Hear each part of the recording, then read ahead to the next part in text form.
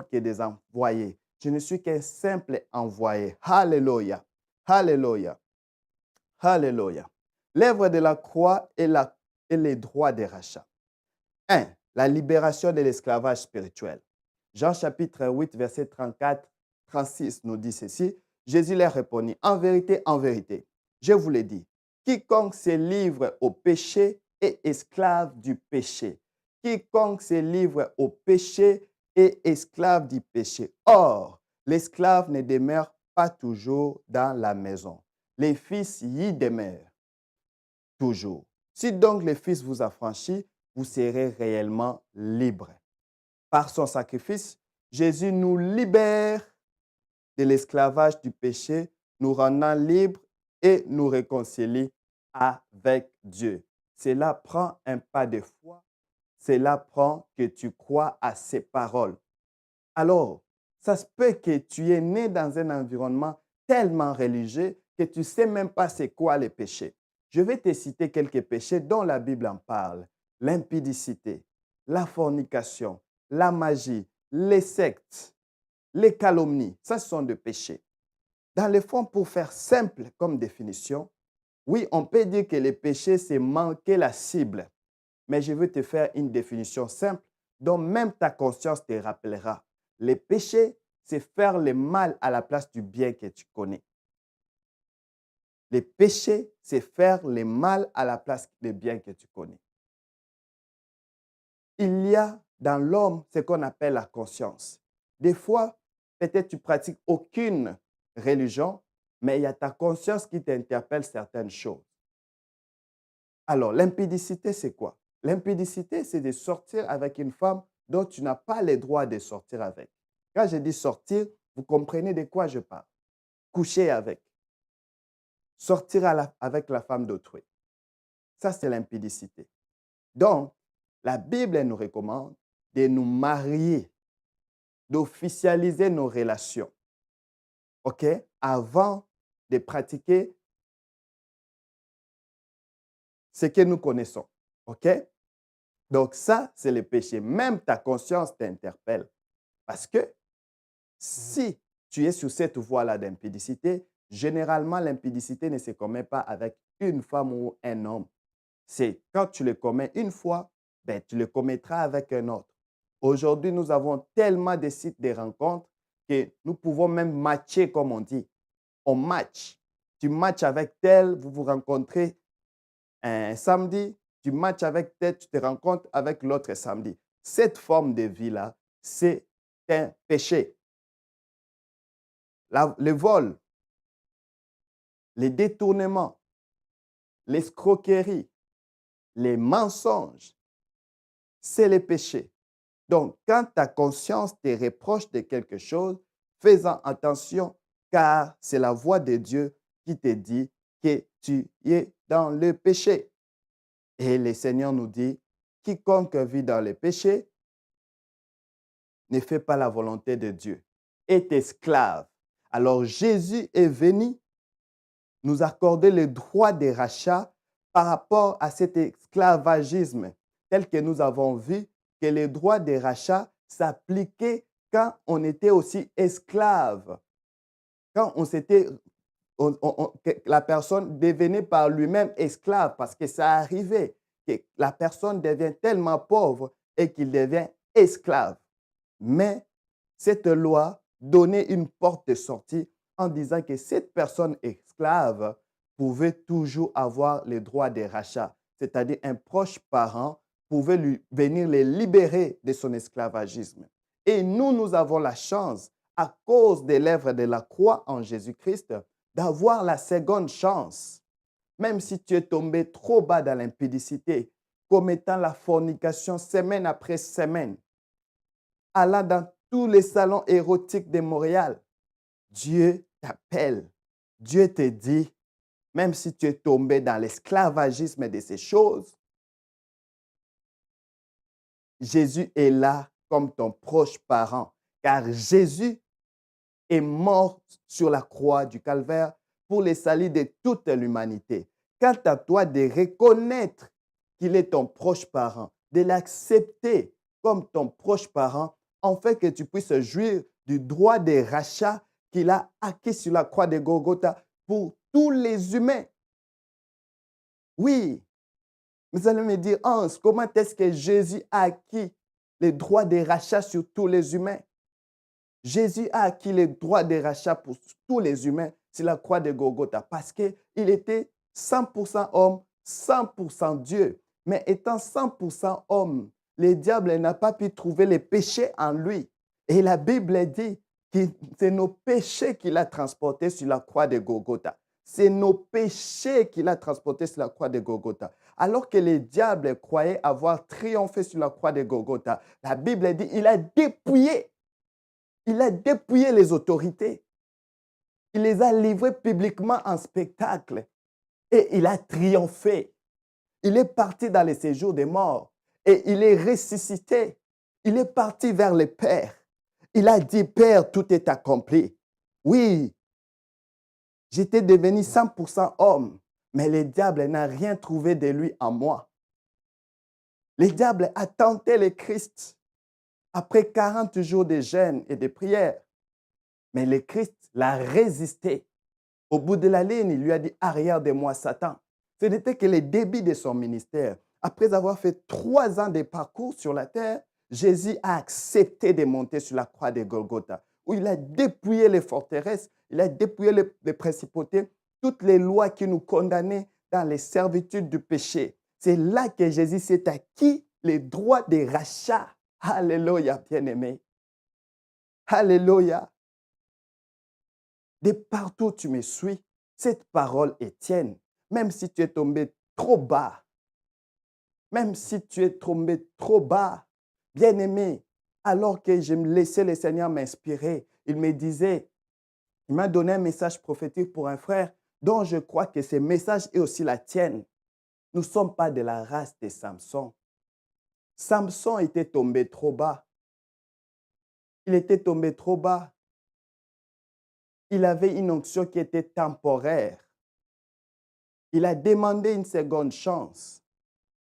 La volonté de Dieu n'était pas que Samson meure dans la seconde chance. La volonté de Dieu est que Samson demeure vivant. Mais Samson a demandé la mort pour mourir avec ses ennemis. Mais avec le Christ nous dit ceci, mon serviteur tombera. Cette fois, il se relèvera. Bien-aimé, grand est le Seigneur. Son amour est tellement grand que lorsque les disciples demandaient combien de fois nous devons pardonner notre prochain, Jésus avait parlé de 70 fois, 70 fois. C'est-à-dire, peu importe le nombre de fois où tu es tombé, reviens vers le Christ parce que c'est lui qui a les droits des rachats. C'est lui qui a les droits des rachats sur le péché. Alléluia. Deuxième point, la restauration de l'héritage. Nous le voyons dans Tite chapitre 2, 14. Il s'est donné lui-même pour nous, afin de nous racheter de toute iniquité et de purifier pour lui un peuple qui lui appartienne. Zélé pour les bonnes œuvres. L'héritage restauré. Jésus est venu restaurer notre héritage. Il s'est donné lui-même pour nous, afin de nous racheter de toute iniquité et de purifier pour lui un peuple qui lui appartienne. Oui, dans le livre d'Ésaïe, si j'ai une bonne mémoire, chapitre 1, verset 18, la Bible dit, si vos péchés sont rouges comme la cramoisie, comme les cramoisis, je suis capable de vous rendre plus blanc que neige. Bien-aimé, je t'appelle bien-aimé car mon amour est très grand à ton égard. La Bible même dit, car Dieu a tant aimé le monde. C'est-à-dire, Dieu t'aime, raison pour laquelle moi aussi je t'appelle bien-aimé. Même si tu n'es pas chrétien, même si tu ne crois pas en Dieu, je te dis bien-aimé. C'est une façon pour moi de t'exprimer mon amour pour toi, comme Christ a exprimé son amour pour toi, peu importe l'état où tu es. Voyez, Jésus-Christ a restauré l'héritage en nous purifiant de toute iniquité. Tu dois le croire. Quel est ce péché qui triomphe de toi? Est-ce que c'est l'alcoolisme? Est-ce que c'est l'impudicité, la débauche? Quel est ce péché qui triomphe de toi? Mon frère, ma sœur, je veux que tu relèves ta tête. Je vais t'encourager à croire à l'œuvre salvatrice de la croix de Golgotha. Alléluia. Troisième point, adoption dans la famille de Dieu. Romains chapitre 8, versets 15-17. Et vous n'avez point reçu un esprit de servitude pour être encore dans la crainte, mais vous avez reçu un esprit d'adoption par lequel nous crions Abba Père. L'Esprit lui-même rend témoignage à notre esprit que nous sommes enfants de Dieu. Or, si nous sommes enfants, nous sommes aussi héritiers. Héritiers de Dieu et co-héritiers de Christ. Par la rédemption en Christ, nous sommes adoptés dans la famille de Dieu, partageant son héritage et ses bénédictions. Jésus-Christ a fait de nous co-héritiers. Co-héritiers, c'est-à-dire en Jésus, nous bénéficions de la paternité en Jésus-Christ, la paternité de Dieu. Jésus nous a réconciliés avec le Père, afin que nous soyons capables d'appeler Dieu notre Père, notre Abba, notre Papa. Je ne sais pas comment est votre relation avec votre Père. Si votre relation avec votre Père était une relation conflictuelle, certainement vous ne comprendrez pas les concepts de Dieu Père. Mais sinon, le Père, c'est le pourvoyeur. Le Père, c'est celui qui nous donne notre pain quotidien. Le Père, c'est le protecteur dans les fonds. Alors, bâtissons une relation de père-fils avec Dieu. Car Christ l'a rendu possible. La Bible dit, le châtiment qui nous donne la paix est tombé sur lui. Le châtiment qui nous donne la paix est tombé sur Jésus-Christ. En fait, en lui, nous devenons co-héritiers. En fait, en lui, nous devenons justice de Dieu. C'est-à-dire, quand Dieu nous voit en Jésus-Christ, il nous voit parfait. Il nous voit pur. Alors, il est important de s'attacher à Jésus-Christ. Parce que sans Jésus-Christ, être sans Jésus-Christ, c'est comme venir devant vous sans mes vêtements. Voyez? Et sans mes vêtements, vous allez voir mes imperfections d'homme. Et également, sans Jésus-Christ, Dieu voit nos imperfections. Dieu voit nos péchés. Raison pour laquelle la Bible dit, Jésus-Christ est le chemin, la vérité et la vie. Je ne vais pas entrer en conflit envers vos religions, mais je vais juste vous dire, si dans votre religion, Jésus-Christ n'est pas élevé comme le chemin, comme la vérité, comme la vie, laissez-moi vous dire, vous êtes comme une personne qui s'affiche devant un grand public, mais sans ses vêtements. Dieu ne vous voit pas.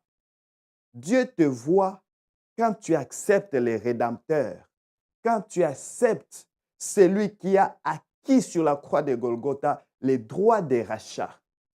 Peux-tu me dire, dans l'histoire du monde, un personnage qui a acquis le droit des rachats au même titre que Jésus-Christ? Qui est ce personnage qui est monté sur la croix de Golgotha?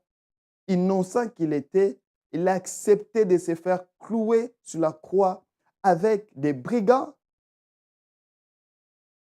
Même l'histoire en parle. Seul Jésus s'est acquis les droits des rachats. Raison pour laquelle tout genou doit fléchir et toute langue doit confesser la Seigneurie. Avant que je prenne le temps de prier, permettez que je lise une conclusion sur le droit des rachats. Nous avons dit, pour rappel, les droits des rachats dans l'Ancien Testament trouvent son accomplissement ultime dans l'œuvre salvatrice de Jésus-Christ à la croix. Par son sacrifice, Jésus a payé le prix pour notre rédemption. nous libérant de l'esclavage du péché, restaurant notre héritage divin et nous adoptant dans la famille de Dieu. Cette rédemption est une illustration parfaite de l'amour et de la grâce de Dieu, nous offrant une nouvelle vie et une espérance éternelle. Les droits de rachat que Christ s'est acquis sur la croix de Golgotha, c'était par amour pour toi, c'était par amour pour moi. Et nous les donne par la grâce. Ça ne s'achète pas. Ça ne s'achète pas. Oh, qu'est-ce que Ruth avait fait pour mériter les droits de rachat auprès de Boaz? Ruth n'avait rien fait. Elle avait juste appliqué la foi, son premier pas de foi. Et quand elle a dit à Naomi que ton Dieu sera mon Dieu, c'était un pas de foi. Son deuxième pas de foi, quand elle est partie glaner à la bonne place, au bon moment, chez Boaz. Alléluia. Et ce troisième pas de foi, quand elle a cru à ce que Naomi lui avait dit à propos de Boaz. Bien-aimé, applique les pas de foi. Applique les pas de foi. Je ne suis qu'un simple envoyé. Si tu tombes sur cette vidéo, sache que le Seigneur a un plan pour toi. Sache que le Seigneur veut te parler. Sache que le Seigneur veut bâtir une relation intime, proche avec toi. Si tu me suis par Facebook, n'hésite pas de chercher en scan. Tu peux m'envoyer un message et je t'enverrai mon numéro de téléphone. Certainement, on peut s'écrire sur WhatsApp et pourquoi pas prendre un rendez-vous, parler ensemble et prier ensemble. Alléluia. Si tu es à Montréal, ça me ferait plaisir de te rencontrer et pourquoi pas venir nous rejoindre dans une de nos églises sœurs, des églises partenaires, où nous pourrons peut-être avoir le temps de parler et de te soutenir dans ta marche si tu acceptes Christ comme Seigneur et Sauveur. Alléluia. Maintenant, je vais prier. Seigneur mon Dieu, au-delà que tu sois mon Dieu, ta parole nous révèle que par Christ, tu es notre Père. Oh Seigneur, la Bible dit, méchants que sont nos pères, ils ne nous donnent pas de la pierre lorsque nous demandons du pain. Ils ne donnent pas un serpent lorsque nous demandons du poisson. À combien plus forte raison, toi qui es le Père éternel, le Créateur des cieux et la terre, et de tout ce qu'elle renferme, mon Dieu, je vais d'abord dire merci pour l'œuvre salvatrice de la croix de Golgotha, où Jésus-Christ s'est révélé dans nos vies comme Boaz. Oui, ses proches parents qui a quitté le ciel pour venir nous racheter. Cet agneau immolé qui était sans tache. Alléluia. Jésus, tu étais 100% Dieu, 100% homme. Oh, la Bible dit que tu es le médiateur. Je prie que tu sois le médiateur pour quiconque va écouter ces messages. Deviens son médiateur. Cher Saint-Esprit, je prie, toi qui convaincs les hommes de péché, de convaincre les hommes de péché. Oh, que celui qui vit dans la masturbation puisse connaître, Seigneur, une conviction de péché afin de lâcher, Seigneur, cette vie de masturbation. Oh Père, la Bible dit, si le Fils vous a franchi, vous serez réellement libre. Seigneur, je déclare la liberté dans le nom de Jésus dans la vie de toute personne qui suit cette vidéo et qui est esclave de la masturbation.